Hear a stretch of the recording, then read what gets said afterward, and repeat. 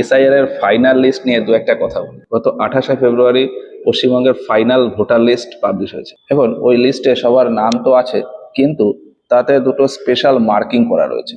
কারোর কারোর নামের ওপর লেখা রয়েছে ডিলিটেড, আবার কারোর নামের ওপর লেখা রয়েছে আন্ডার অ্যাডজুডিকেশন। এবার এই দুটো বিষয় নিয়ে অনেকেরই খুব কনফিউশন রয়েছে, তো ওই কনফিউশনটা একটু ক্লিয়ার করি। আর যাদের নামের ওপর এইরকম মার্কিং করা রয়েছে তারা কি করবে সেটাও এই ভিডিও লাস্টে গিয়ে বলে দেবো। তো প্রথমে বলি, এই আন্ডার অ্যাডজুডিকেশন মানেটা কি। আমরা একটা খবর জানি যে এই এসআইআর প্রক্রিয়া চলাকালীন কলকাতা হাইকোর্ট থেকে একটা অর্ডার বার করা হয়েছিল যে এই এসআইআর প্রক্রিয়া ঠিকঠাকভাবে চলছে কিনা, বা ওই হিয়ারিং এ যে সমস্ত কাগজপত্র জমা পড়েছে সেগুলো ঠিকঠাক মতো ভেরিফিকেশন হচ্ছে কিনা, বা ওগুলো ভেরিফাই করার জন্য নতুন করে জুডিশিয়াল অফিসার নিয়োগ করা হবে, এবং সেই হিসাবে জুডিশিয়াল অফিসার নিয়োগ হয়েছে।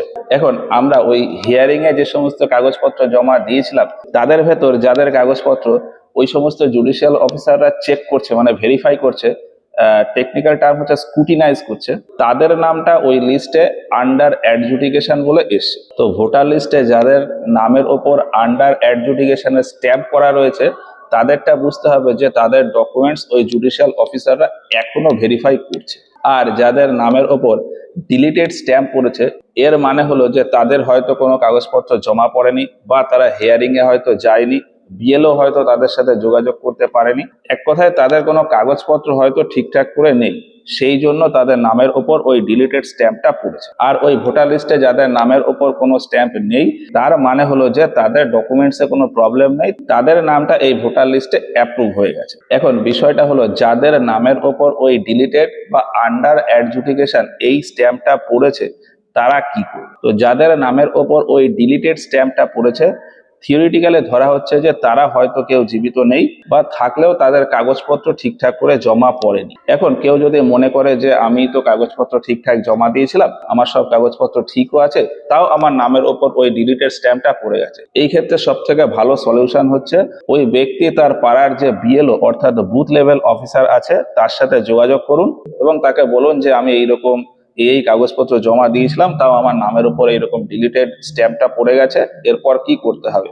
সম্ভবত এটা নতুন ওই ফর্ম 6 ফিল আপ করলে এটা সমাধান হয়ে যাবে। এবার যাদের নামের উপর ওই আন্ডার অ্যাডজুডিকেশন কথাটা এসছে তাদেরকে বলবো আপনারা একটু ধৈর্য ধরে দাঁড়ান, কারণ ওই জুডিশিয়াল অফিসাররা তো এটাকে ভেরিফাই করছে।